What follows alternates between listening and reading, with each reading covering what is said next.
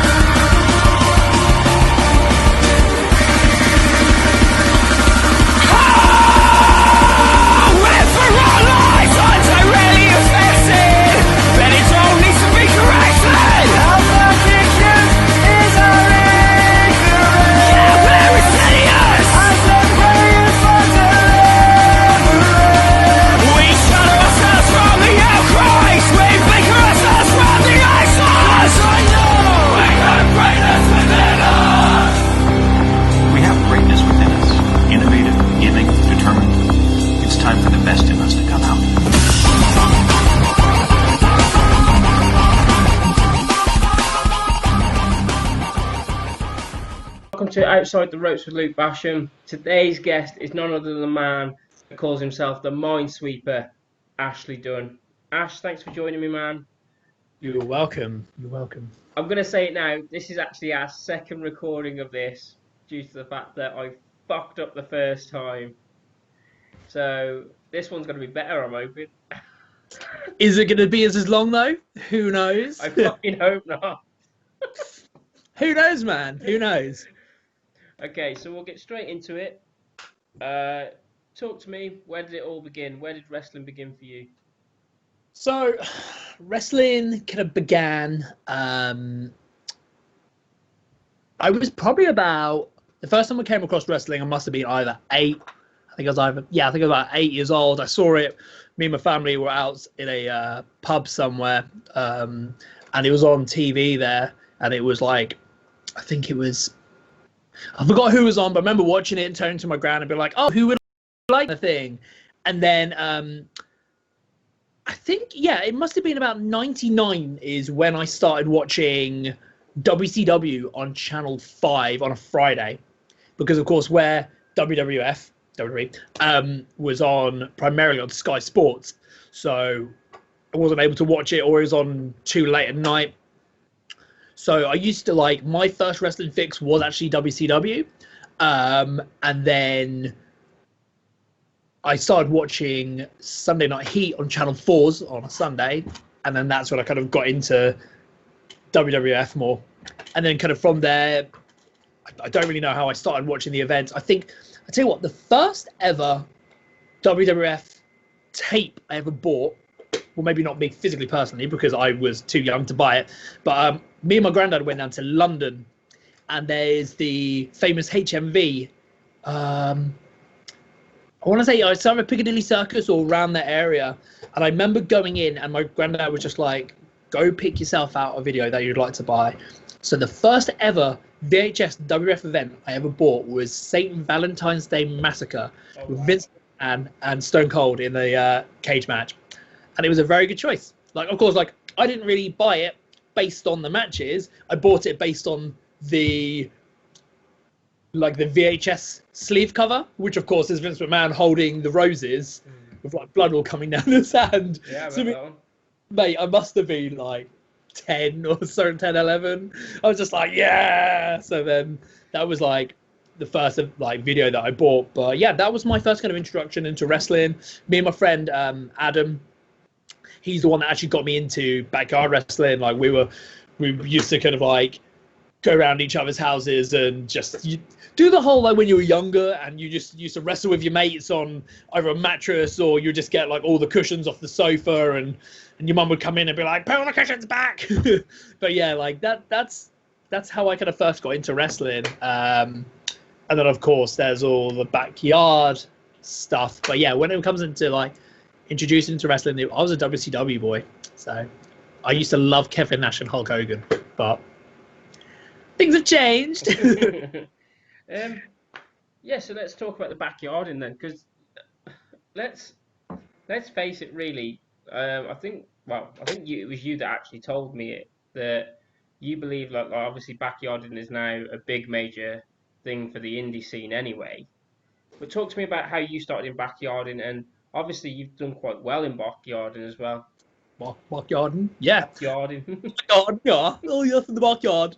Um, yeah, it's so that my friend Adam, I kind of got him into like I'll do this quite quickly. Like I got him into skateboarding, and then as we got older, he kind of went off and he wasn't like a professional skateboarder, but he was like big time. Like him and his mates, they were skateboarding every day, and he could have got me more into the backyard wrestling style or stuff. And yeah, so in the summer of 2003, him and a few of the other backyard guys, they built like this little ring base where I used to live in Lidlington. There was this massive lake there, and there was this small kind of like pathway to one side that was just through all the trees. And there was like a big opening there. And what they did was they got like tires, pallets, bits of wood, mattresses, tarpaulin, and then they built this like amazing ring base, which was like super bouncy, super soft.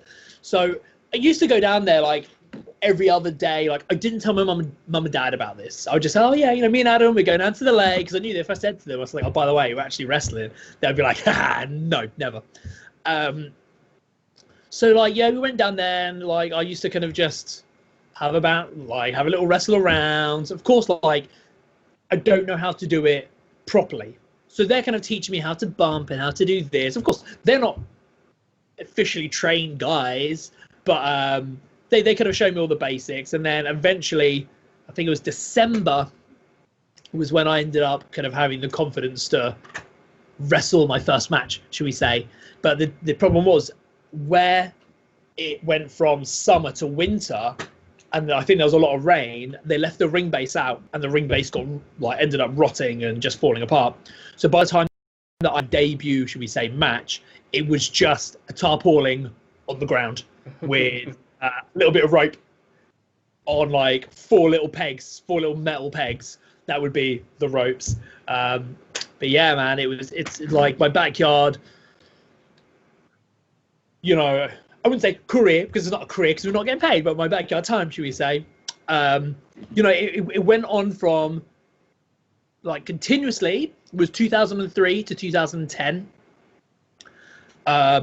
So from 2003, the the federation, we shall say, that I worked the backyard was called FUX, which was Federation Ultra Extreme. When they folded in 2004, I then went down to Dunstable, anyone who knows kind of Bedfordshire area knows that Dunstable's not too far away. That's when I joined a promotion called BBWF. We basically wrestled in a field in like the middle of Dunstable for a good few years. We then started doing indoor shows, which were just just like judo mats, like the kind of those judo mats on the floor. Did that for many years. But you know what, like I've had lots of people in wrestling love how like you get to travel up and down the country, you get to go to places that you'd never think you'd be able to go. And the thing is, I actually had that with backyard wrestling, which kind of seems strange, but the amount of times I've wrestled in Wales, in Newcastle, it's as silly as it sounds. I mean, this also ties in quite nicely with Defiant, but like I wrestled a lot in Newcastle. And like one of the first matches I had in Newcastle, there was Pac ended up being in the crowd, because Pac used to be a backyard wrestler, and he ended up like in the crowd with some of the other Geordie lads.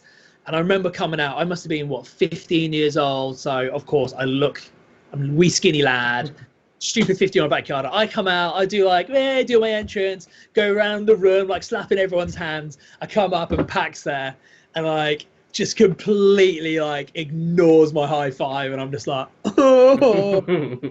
Of course, by this point, like Pac hasn't exploded. Like, I don't think he'd been to Japan by this point, but he was like on the radar for I don't know if 1PW was going by that point, but he was like this big up and coming UK wrestler. So for me, I was just like, oh, but yeah, like I've spent a lot of time wrestling in Newcastle.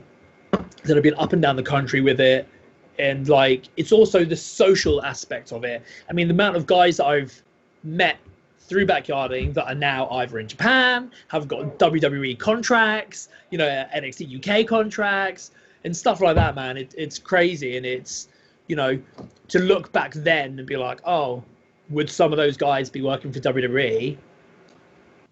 Back then, I would have been like, no. But they have worked their asses off and they rightfully deserve to be where they are. So my backyard, I mean, I've even been to, sorry to keep running on, not running, but like going on. Backyard's even taken me to Canada, to Vancouver, and also was taking me to a rather shady part of Philadelphia, in like some 14 by 14 foot wrestling ring in some really weird like back garden, and it's a very, very shady area, but was an experience like nonetheless. So that was super cool. So that was amazing. It's been like I've had some really good memories of backyard wrestling, and I did do a small stint with RCWA when they because they had this underground, which wasn't, because where RCWA now is a proper promotion. Yeah. It had where it was just wrestlers wrestling in front of wrestlers. So I did 2 stints there between like 2010. I think it might have been like 2011, maybe. Oh, I don't know. It doesn't matter. But like, I did like 2 like short kind of times there, and then I ended up making the jump, should we say, into proper indie wrestling. So, as you've now gone into jumping into indie wrestling, did you have any training during that time, or was it just basically straight from that straight into your first show? So, like, I know that you've heard all this before, so I'll be as brief as possible because I think that's one of the reasons why the last conversation was so long. So yeah, I had a training session, like probably back in 2004, for a promotion that were based in Bletchley, Milton Keynes, and it was like one of the worst experiences I've ever had. So that's one of the reasons why I never jumped into indie wrestling, because I was like, if this is how it is, yeah, I don't have anything to do with it. I'm not sure if they knew if I was a yarder, but there was like this dude there who was a right like arsehole, and he was just like, oh, I bet if I hit you like as hard as I possibly can, I can make you backflip without you even trying. I was like, oh, that's a bit weird. And then we had a practice match. Actually, there's something else I didn't tell you last time we spoke about this practice match, but like one of the things, that same guy called for a powerbomb, and like as he picked me up, as he got to here, he just sat out like part driving me. But the other thing that happened in that was so I was in a tag match with the guy that I went with, Dean, and like I think it was kind of the opening spot of those guys, of like Matt and whoever else was in the ring, and like, sorry, Dean, his wrestling name was Matt Naylor, and I went to tie my shoes up. Now, as I went to tie my shoes up, I had my head down, so the second rope's there.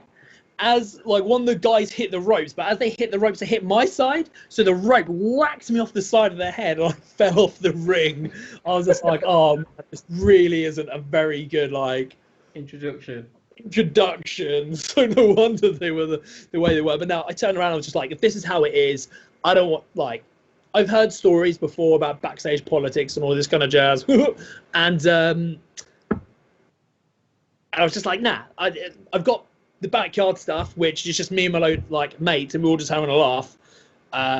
So yeah, so I did that. I did 2 more sessions with the same promotion, but in like 2014 maybe, and I just didn't really enjoy it there either. So it wasn't until I found that there was a brand new one opened in Milton Keynes, which was Hope MK, it was called at the time, which is now Apex Wrestling.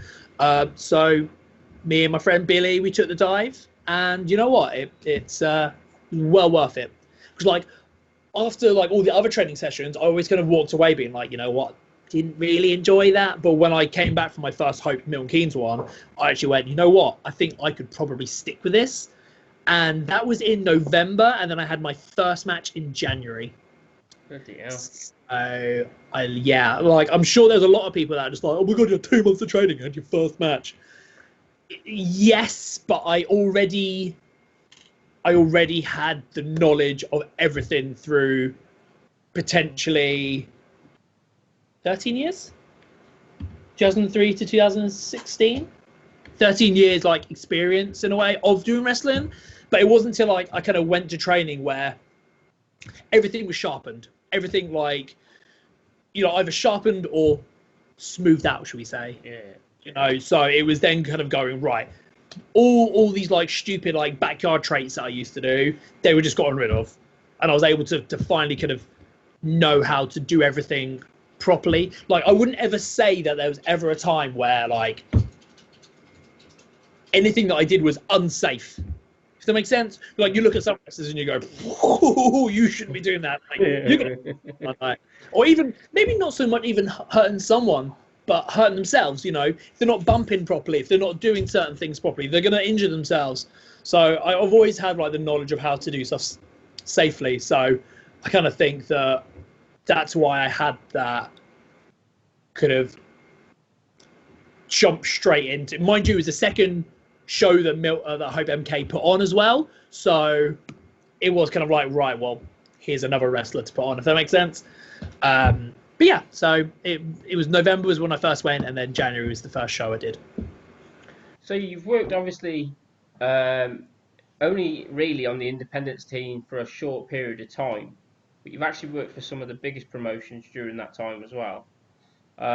You've worked for IPW, Defiant. Yep. Have you worked Progress? No, never Progress. That's one of the ones that like I've always wanted to get on, but never. I mean, you were fairly big at Defiant as well as a tag team, and you start single wrestling there as well, or have I got that wrong? No, we never got around to that point. I think so. Like with the whole What Culture and Defiant, like I know we spoke about this before, but it was all to do with Will. I said, right, we were brought in as, Will's kind of young boys. The way that like it was a crazy way that we even got into wrestle for What Culture. Will got me some tickets for the Milton Keynes show that they did, and I spoke to Will at a show like maybe the weekend after. It's like, hey Will, thank you very much for the What Culture stuff. And he was like, what? I was like, to you sorted me out for What Culture. It's like, what? Did I get you a booking? I was like, no, the tickets. He was like, oh yeah, sorry mate, yeah. And he just turned to me just like, I could get you booked though, if you wanted me to. Like, okay. It's like, yeah, I'll see what I can do. And there's like me just thinking like, the amount of times that you speak to people and they say, oh yeah, I'll put you on my show and all this kind of stuff, and nothing really happens. Like, no offense to anyone that's ever said that, but a lot of people just say it. It's just something that happens. So then I'm wrestling for RTWA maybe like a week or so later, or like 2 weeks later, and Will's there. He wasn't wrestling on the show, but he was kind of being the match agent, so listening to everyone's matches, telling them how to improve. So he pulls Josh and I to one side. He's just like, how quick do you guys think you can get gear made up and like a name? We're like, I don't really know why. He's like, 2 weeks time, you guys are wrestling for WCPW against me and Scott. So think of a name, get gear made. And then, yeah, we were just like, oh my God, what's just happened? We're going to wrestle for Blue and What Culture. And it's crazy because like when I went to the Milton Keynes show, I took a picture and I think I put it up on my Facebook or wherever it was. And I was just like, one day I'll wrestle for What Culture. And like a few months later, Blue and Am. And it was crazy, man. Like we had some really, really like good experiences in What Culture and Defiant. It did feel like two completely different things when WCPW then turned into Defiant. Like as much as there's still like the same bookers, same production and everything there it did feel, I don't want to say, it was a lesser product, but you could tell where WCPW had like, the World Cup and it had all those names. And when they came back as Defiant, they kind of went, right, I think we've spent a lot of money as What Culture. We need to be smarter now. But still, it was like, I think the final match that we had for WCPW, which was, I think, was on the last loaded tapings, was me, Josh, Will against the Young Bucks and Marty against Hendry, BT Gunn, and was it Liggs? Might have been Liggs, but they had their little faction, and it was in Manchester at one of like the exhibition centres they got there. I forgot the name of the venue, but it's an incredible venue, and like it was just such a crazy match, and like we had some really, really, really good opportunities and like matches and stuff like that in WCPW and Defiant as well. I said they gave us the tag belts, which was crazy, and I think like we lost the tag belts on the final show to Visage and Benji, and I think if Defiant did carry on, we were going to pitch an idea of Josh and I breaking up and potentially kind of doing singles, but almost kind of having a rivalry together, so that we could kind of still keep, I don't want to say like still keep relevant, but I think there was also talk of adding like a new adrenaline, like a high-paced title like division as well. Because I know, if I'm right in thinking, there were like wanting Robbie X in there and a few other guys, so we were probably going to be split and then shoved into this division, which sounded awesome. So when we found out that Defiant were calling it a day, it was pretty gutted, man, because they did, like, even though we had some time off from Defiant, I think it was just where they didn't really know what to do with us, and then finally they were like, right, we need to up our tag division. Like they were super cool to us, and like definitely thankful for all the opportunities that they gave us, because we've had some really good memories there. So, I mean, you've just talked about, I mean, it was the first time you mentioned that you'd had a match with long lines with the Young Bucks and Marty Skrull, which I think is fucking insane. Yeah. What would you say what your favourite matches that you've been a part of are? So I would probably say my favourite matches, like, definitely has to be me versus Will in Rising Sun in Milan. That kind of goes without saying because it's Will. Like, I'm still like, please don't feel like I'm trying to get Will's ass for any reason, because I'm not. But Will is the kind of wrestler that could probably wrestle a bag of potatoes and still be match of the night. And it's cool because like I've wrestled Will a few times throughout the years. Like, I think it was either like my third match I had for Hope MK was against Will.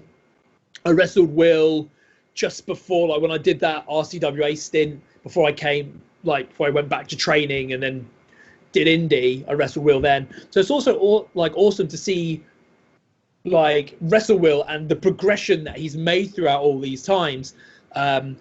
So the first time when I wrestled him for RCWA, it was kind of when he was big in Progress. And then when I wrestled him in Hope, it was, I think he was either just after his Best of Super Juniors? Yeah, Best of Super Juniors win the first time round. And then, of course, when I wrestled him in Milan, he was the IWGP Junior Heavyweight Champion. So it was like just the knowledge that Will has. And it wasn't just the moves and everything. Like, one of the things about Rising Sun is they are like I'd probably say the best hidden gem in, I would say European wrestling, but you know what? I'm going to pop it open to the world. It's a crazy good promotion. The crowd are halfway between, I'd probably say if you were to add Progress and WXW fans together, you have Rising Sun fans. Like, there's a lot of them that are there just as kind of casual wrestling fans, but there's also a massive amount of them that are very, if there's a cool spot or something crazy happens, they rush to the ring, start banging on, start chanting. Like, one of the things that European promotions seem to like to do, like, it's not every promotion like in Europe, but especially Rising Sun, they do 2 shows in one day.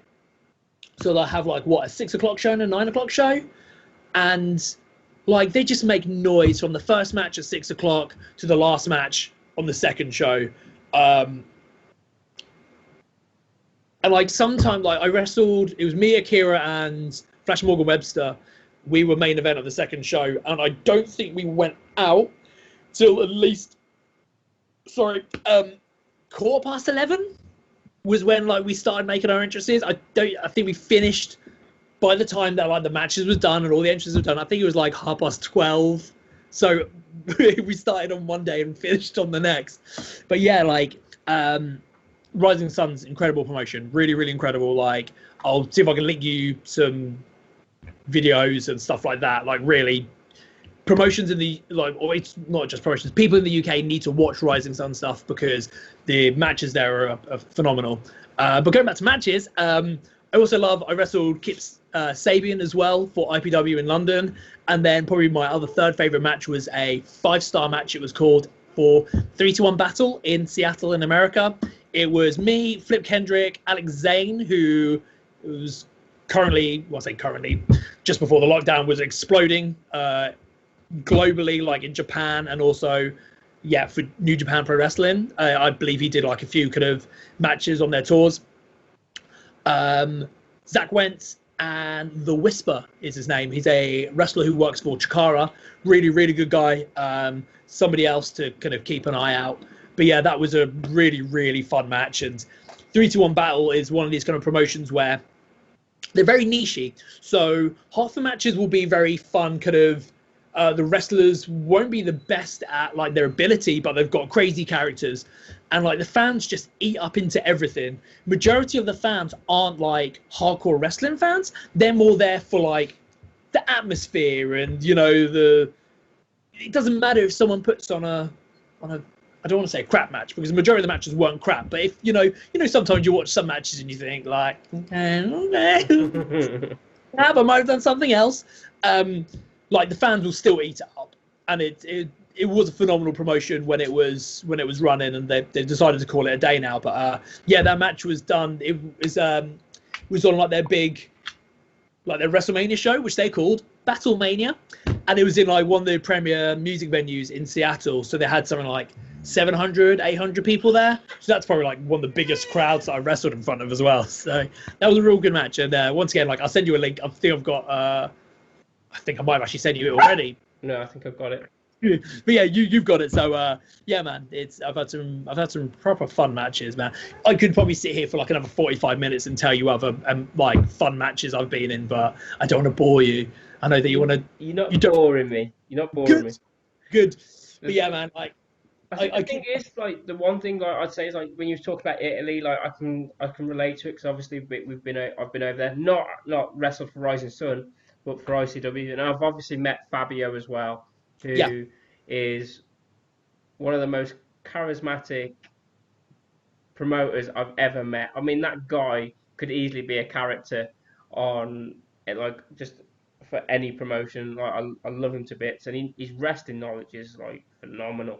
Incredible. I mean, like, I don't think he did it as much last year, but I know that him and like maybe one or two other guys, I think they were Progress season ticket holders, so they would come across like every single London show. And the thing is, you can get super, super, super cheap flights as long as you book them in advance, as you know. Yeah. Right there, you can fly from Bergamo to Stansted, get the Stansted flyer straight down to London.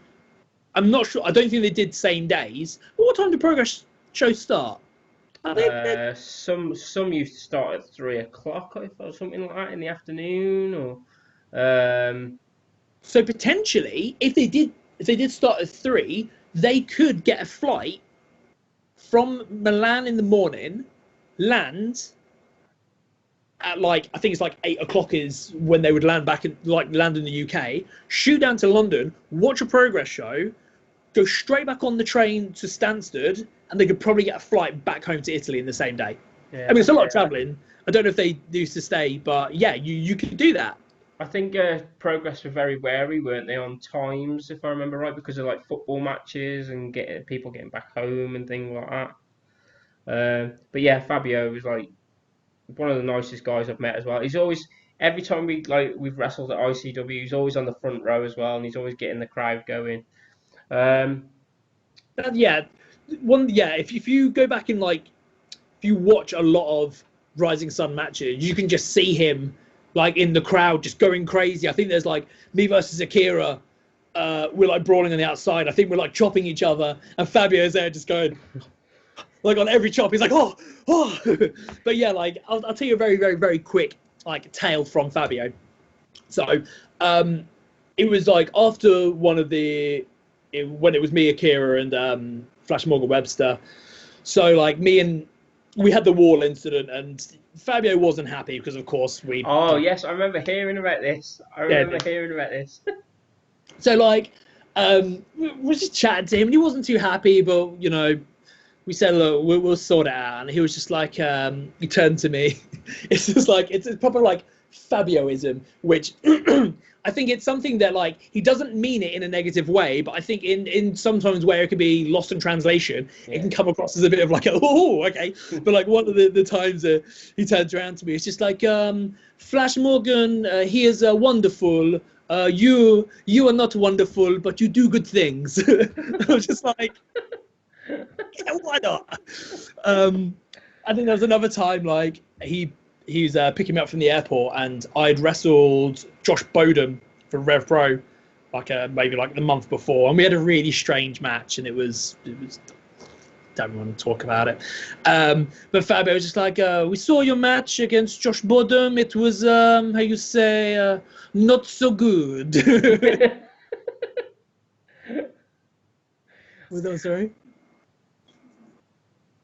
Oh my bad, yeah, my birthday message as well. Like, so of course, like where I got these, as you know, thank you very much for the birthday message you gave me. No problem.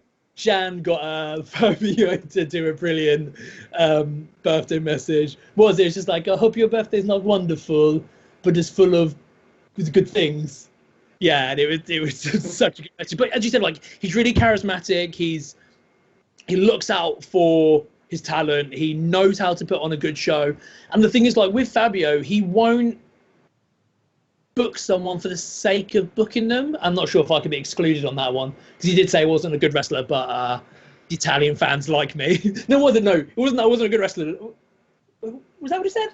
It was something like that. It's just like, oh yeah, I only book him because the fans like him. But like, but Fabio knows like he can put on a real good show, like card wise, and he really like Rising Sun really is like a hidden gem. And it's brilliant to see them on Progress's on-demand service.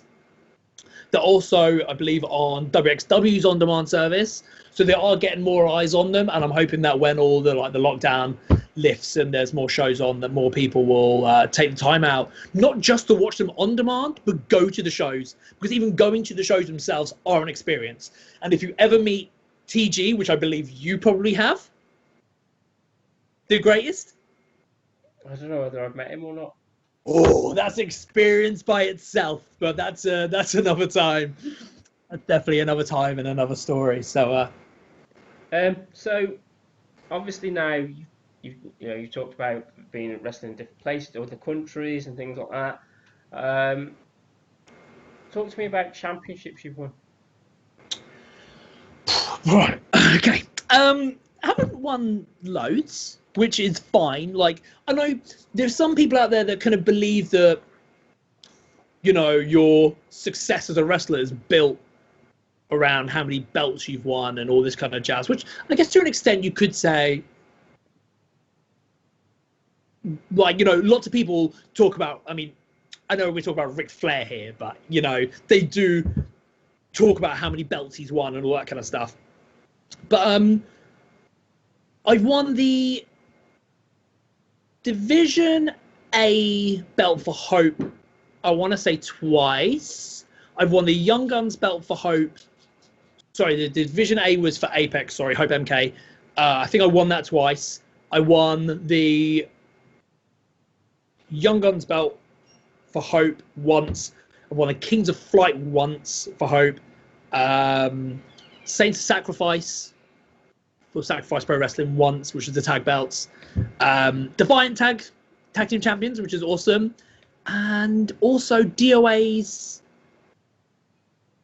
Adrenaline. Division, I think it was called. Yeah, Adrenaline, because it's Adrenaline Cup. Yeah, so I've won maybe what 5 or 6. Oh yeah. I also Chan's just like, you also won the Rising Sun Belt. Yes, I did. I also won.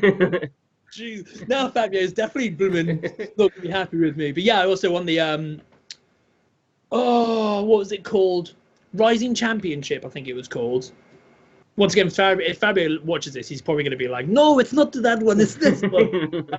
It wasn't like, yeah, I won that one, and then I also won the, I don't know, I don't think I won the 24/7 one. Bear did. My dog won the 24/7 Rising Sun hardcore belt. But yeah, man, I've like, I'm not one of these kind of people that's just like, I have to have a belt, I have to do this, I have to do that. Or like, I know that some people do find like if you do win like the the main championship and stuff like that, then you are being seen as the guy or woman who is, the face of the company or promotion, shall we say. So of course it's always nice to win belts, isn't it? Love shoving them in my fridge. Always. I think I've got every single belt I've won. I put it in my fridge. I know like everyone's like, oh, CM Punk did that. I'm just like, yeah, that's why I've done it. But I've kind of kept it as a tradition. I'm just going to do it every time I win a belt. But yeah, man, I've had good runs with them all. It is always nice when you do get the old, oh yeah, by the way, mate, you're winning the belt, and there's always that time where it's just like you're dropping the belt. It's like, oh. So, like, I would say the one thing that's obviously more precious to you now, obviously, than any championship belts, is obviously now you're a father to your daughter Willow. Yes. Talk us like what was the feeling? How I was going to say how did it happen then? But... I was going to say like talk about the birds and the bees. Chaz just walked in like. Talk about what went through your mind when obviously now that you've obviously got more responsibilities and obviously than wrestling itself. Yeah, man, it's like I'm sure that I'm sure there's other wrestlers that have children out there. I know for a fact that there are.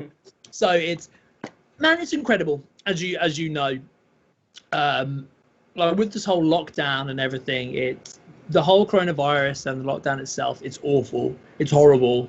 The amount of people that are dying and all that kind of stuff. But for me, to be able to spend time with my fiance and my daughter is fantastic. I get to see, or should I say, spend time with her and see things that I'm guessing a lot of other people don't get to do because normally they would be at work or they just don't get to see it. So spending time with both of them is fantastic. And it's, just seeing her grow and get bigger. Like, I swear every morning I pick her up and I'm just like, you're bigger than you were yesterday, which I know she physically is to an extent, but she's just growing so fast. And oh man, it's amazing. And like, I know that like if we're then going to talk about wrestling and that kind of bits and bobs, like especially like early on in my career, I was just doing dumb bumps and just landing on my neck every match. And like recently I have been not doing as dumb stuff, but it really is important now for me to be as careful as possible with wrestling. Like no stupid dives and just landing on my head for no reason, because I have my family here, and I'm sure she would prefer me not to be injured or or stuff like that. But it's amazing having being able to spend this much time with both of my girls. So I love it like so much. And at this moment in time, as much as like I would love for her to be a wrestler, I'm not going to push her to be a wrestler. It's down to her. She might turn around and be like, "Now, I want to do." If she wants to do something different, she can do something different.